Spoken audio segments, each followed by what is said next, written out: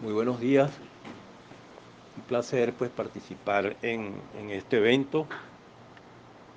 Soy cirujano oncólogo y epidemiólogo y coordinador del Registro Central de Cáncer del Ministerio de Salud.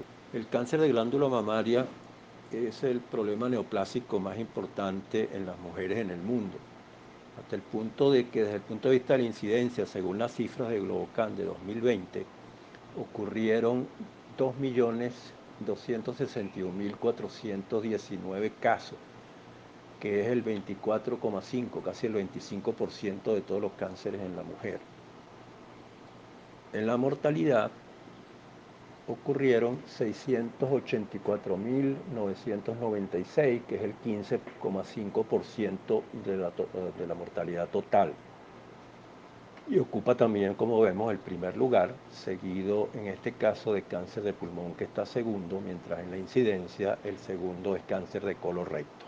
En Venezuela, comparando las cifras del año 2016, que es el último del cual tenemos información de mortalidad, también en la incidencia vemos que representa un 25%, con un total de 6.335 casos, de un total de 12.600, perdón, de 25.735 casos.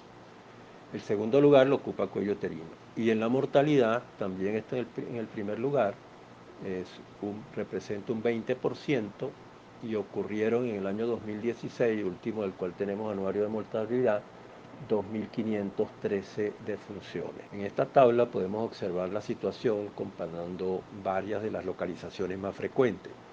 En primer lugar, como vemos, este es el año 2019, de la incidencia, el primer lugar lo ocupa cáncer de glándula mamaria, 6.995 casos de 29.842 totales. Y la distribución por edad va tomando incrementos progresivos. Entre los 15 y los 24 hay muy poco, apenas 8 casos, y comienza a crecer a partir de los 25, pero sobre todo a partir de los 45. La tasa que se ve en la columna, que se ve en las columnas finales, la tasa estandarizada TES es de 39,7, que es una tasa intermedia entre las distintas regiones del mundo. La mortalidad se presenta también cáncer de glándula mamaria en mujeres en el primer lugar, un total de 2.513 casos, y la tasa estandarizada es de 15,28. Si vemos la situación en el mundo, hay una distribución bastante particular, donde algunos países, especialmente los más desarrollados, por ejemplo Norteamérica, Europa Occidental, Australia, Argentina en Sudamérica, son los países que tienen tasas más altas, mientras los países de bajo desarrollo de la zona subsahariana del África o del suroeste de África tienen tasas bastante bajas. En la tabla que se muestra del lado izquierdo de la lámina, se observa que Bélgica es el país del mundo que tiene las tasas más altas, 113,2 por 100.000 mujeres año. Venezuela está en una situación intermedia, según las cifras de Globocan es 52,6, según las cifras nuestras es alrededor de 40. Y los países que tienen tasas más bajas incluyen a Nepal, Mongolia y Ghana. La distribución geográfica en el país muestra un patrón similar a lo que ocurre en el mundo. Hay estados del país que tienen tasas bastante altas, otros están cerca del promedio nacional, que como dijimos es de 39, y algunos están por debajo. La situación de Amazonas con 11,6 puede ser no tener significación estadística, ya que su baja población a veces hace que la tasa se distorsione. En este gráfico vemos con más claridad la situación de las entidades federales. La Guaira o Vargas está en el primer lugar, seguido de Distrito Capital, Zulia, Aragua, Sucre, mientras que los estados de tasas menores incluirían Apure, Anzoátegui, Monagas, Barinas, Portuguesa y Amazonas, que como ya dijimos, le ponemos cierta observación. Esta es la distribución de la mortalidad en el mundo, es un patrón bastante parecido a lo que ocurre con la incidencia, y vemos pues que en este caso países que tienen las tasas más altas. Está incluido allí Barbados y Jamaica, que están en el Caribe, y Fiji, que es otra isla del, del Océano Índico. Y sin embargo, es extraño que sean islas las que tienen las tasas más altas. Venezuela tiene una tasa intermedia de 18.7 y los países más bajos están se observa allí Gambia, Mongolia y Bután. Otro aspecto muy importante de la epidemiología es observar la situación de la tendencia en el tiempo. En este caso, estamos mostrando las tasas estandarizadas de mortalidad en 6 localizaciones más frecuentes para ambos sexos. En primer lugar está cáncer de próstata, bastante más cantidad en cuanto a la tasa que glándula mamaria, que estaría de segundo, y luego está cuello uterino y pulmón. En la siguiente vamos a observar ya las tasas estandarizadas de incidencia en ambos sexos. Y en este caso está también próstata de primero, pero observamos que cuello uterino está segundo y glándula mamaria está en el tercero. ¿Por qué está aquí cuello uterino de segundo? Porque en cuello uterino medimos el riesgo solamente por la población femenina, que es como la mitad de la población general, mientras que en cáncer de glándula mamaria medimos el riesgo por la población total, porque aunque es poco frecuente en hombres, también se observa cáncer de glándula mamaria en hombres. Esto se ve más claramente en este gráfico, en que está la tendencia de la tasa estandarizada de incidencia en mujeres. Entonces aquí sí vamos a ver que está primero glándula mamaria, pero aquí estamos considerando los casos de mujeres y la población de mujeres. Entonces la tasa tiene una tendencia en ascenso si la comparamos desde 2010 hasta el 2019, aunque los últimos años está algo estable. Y en segundo lugar está cuello uterino, que ha tenido una tendencia a aumentar también en los últimos años. El otro aspecto importante son los factores de riesgo. Los factores de riesgo se presentan en tablas como esta, que son a veces bastante complicadas y son situaciones que están referidas a algunas características individuales que hacen que algunas personas tengan mayor probabilidad de desarrollar una patología que otras. En este caso las medimos de la manera siguiente.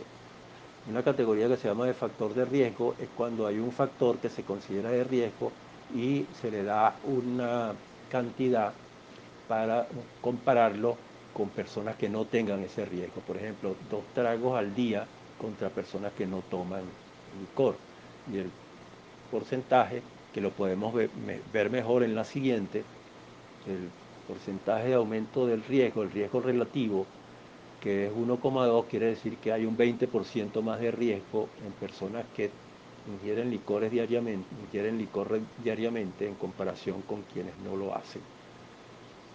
El índice de masa corporal es también otro elemento de riesgo, depende del percentil en que se encuentre la persona, especialmente después de los 55, 60 años, pesa mucho más, pero también es apenas de un 20% mayor. La terapia hormonal puede aumentar también el riesgo. La exposición a rayos X, si la persona se ha sometido con frecuencia a radiografía de tórax o a radiaciones por una lesión neoplásica, como por ejemplo un linfoma de Hodgkin del área del tórax, entonces el riesgo puede ser hasta 5 veces mayor, fíjense ustedes que dice 5.2. La menarquia menarquia de edad temprana aumenta ligeramente el riesgo, la menopausia de edad tardía aumenta también ligeramente el riesgo. Si la mujer no ha tenido hijos antes de los 30 años, entonces eso es mayor riesgo que las que lo tuvieron antes de los 20, pero apenas se llega a duplicar. En cambio, la edad es el factor de riesgo más consistente. A medida que se aumenta en edad, si se es mayor de 65 años, se tiene un riesgo casi 6 veces mayor de mujeres menores de 65 años. Y así pues puede observarse que hay numerosas categorías pasa a la siguiente, numerosas categorías de riesgo.